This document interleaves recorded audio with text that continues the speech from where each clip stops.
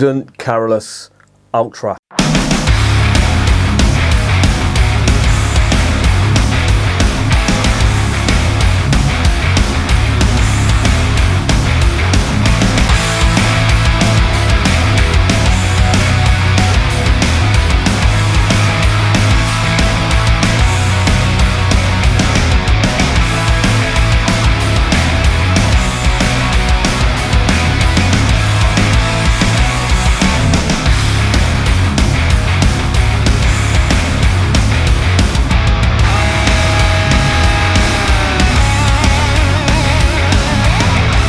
And remember, life is too short to be drinking shitty beer.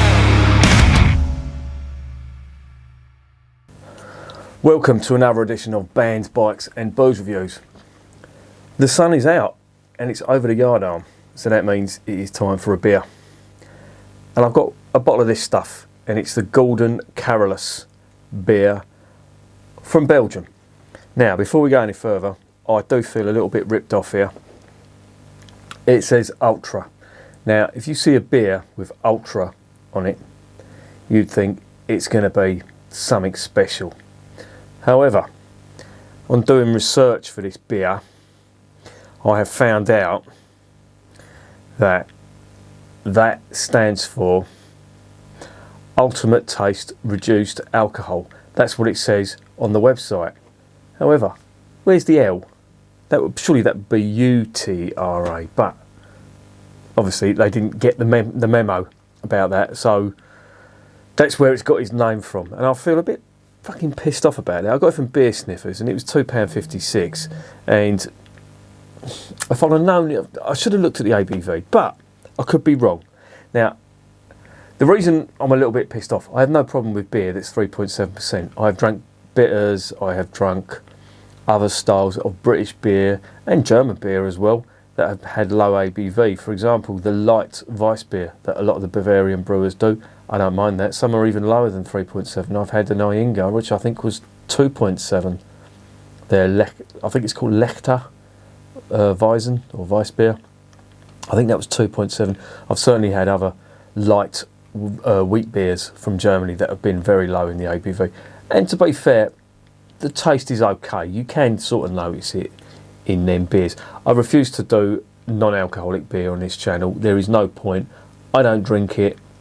I have no intention of drinking it. I would not get any enjoyment out of drinking non-alcoholic beer. I understand that people do drink it and they do want to drink it, and that's fine. I have absolutely no problem with that whatsoever. I understand their reasons. Some people need to stop drinking for various reasons, and non-alcoholic beer, it will make it slightly easier for them. So it does have a place in the market. It's become a hell of a lot more popular than it was, and that's fine by me. But on this channel, I will never knowingly review non-alcoholic beer. It's just not for me. It's not my thing. But this is grinding my gears because it's a Belgian blonde. Now, a Belgian blonde normally is minimum. I think I've had one that's been under 5%.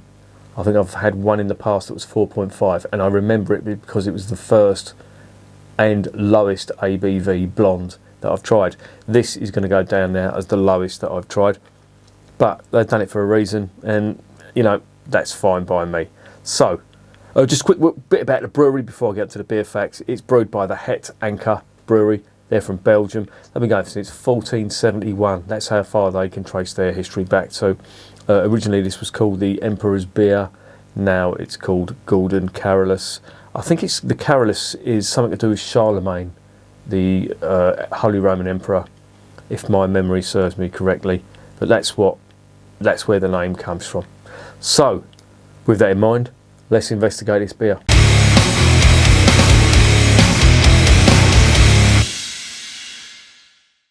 It is a 330ml bottle. It is 3.7%. The ingredients are barley, rye, wheat. That's what it's got in it. And it doesn't say anything else in there, which is a bit worrying. No sugar. Probably not, because of the low alcohol. They wouldn't have a secondary fermentation because the ABV would rise. And no hops. Wonder what this is going to taste like. Let's get it open. Let's see what's going on.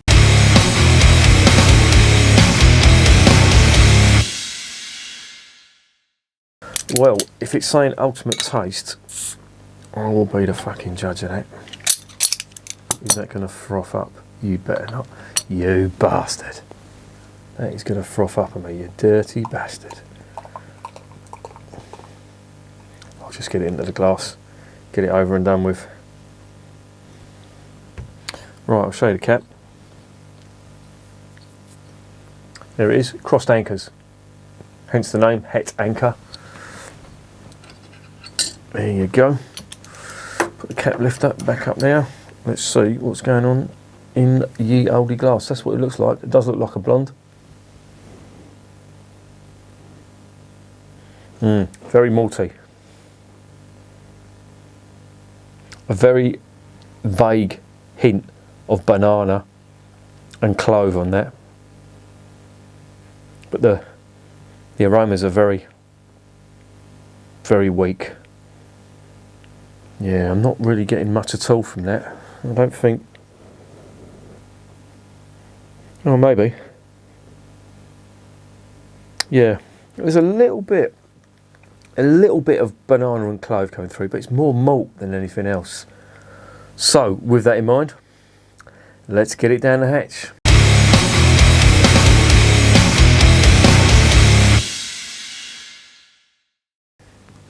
Bottoms up.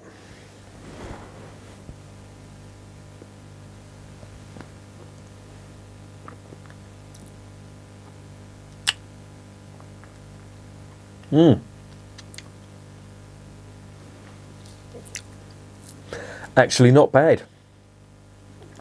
Now I tried a blonde ale yesterday and it had a funny name, and for the life of me I'm trying to think of it. I can't remember what it was. But it didn't have as much character as this. It was just bitter. There was sweet and then bitter and then a little bit of sweetness on the arse end. And it was 6%. And I wasn't impressed, to be honest. This is a little bit better. It doesn't mention any sugar in this, and I can see why, because as I mentioned before, you wouldn't really want to be having a secondary fermentation because that would raise the ABV, but it is relatively sweet. And it's saying drink this at 5 to 7%. I think this may be a little bit colder. Not far off, but it is a little bit colder. But it isn't bad. As blondes go, it's quite easy drinking. The flavours are a little bit subdued, but they're there.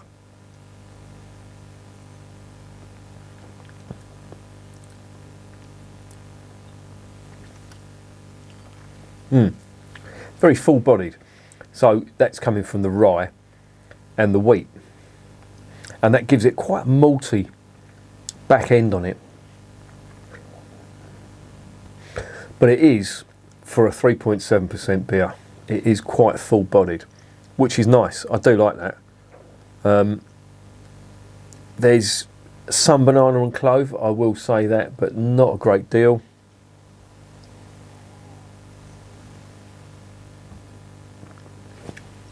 But it is there. Let me give it a little swirl and see what gives. Well, there's more of the aroma. I think you can get some of that wheat aroma or malty aroma. That's what I'm getting most of all. And now there's a little bit of the spice coming through on the aroma. Let's see what gives on the flavour.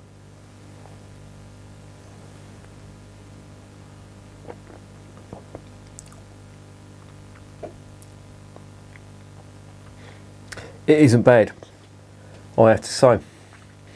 And the reason I like this is because, as they say ultimate taste. I wouldn't go that far, but it definitely does taste like a Belgian blonde. A bit of a subdued flavoured Belgian blonde, but it's still there. It's still got all the characteristics I would be expecting. But the beauty of that is it's 3.7%. Now normally you're looking at 5%. on average a blonde. Blonde is such an ambiguous term. Blonde, the term blonde is also interchangeable with singles. Rarely do people use it, so you get single, doubles and triples and quadruples. The singles are normally the lower ABV blondes. For example, stuff like, not that it's a good beer, but Leffe blonde, the Castile blonde, they would be considered singles. And it goes by the ABV, so single is the lowest ABV, doubles a little bit higher, triples higher again, quadruples you're talking 10% and over. But the lines are so blurred on that, it's just really a rule of thumb. There is no strict guidelines to it, and that sort of sums up Belgian beer, because the ingredients in Belgian beer is so varied. There is, if there's a Reinheitsgebot in Germany, there is absolutely nothing like that in Belgium, and rightly so. If you try to implement the Reinheitsgebot in Belgium, you just basically kill the beer industry overnight. And some fucking bright spark was trying to get the EU to implement that. And I know the EU's got a lot of faults, but thankfully for that one, they said, fucking ridiculous idea. It would probably put the British beer industry on its arse as well.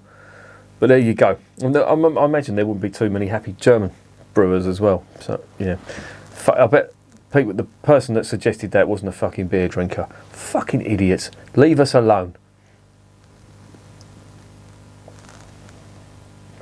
Probably a wine drinker. You know what they're like. This ain't bad. Bottom line is, it's got the characteristics of a blonde. Them flavours are a little bit subdued. There's wheat and there's rye in there that do come through in the flavour. It gives it a bit more malt than your average blonde. Quite easy drinking, low ABV, good for a lunchtime drink, or having a meal with something. Yeah, having a meal and you want something that's not going to be not too heavy in the alcohol. I can see where it fits in the marketplace, and that's going to go down as the lowest ABV blonde, Belgian blonde, that I've tried, and it isn't bad, I have to say.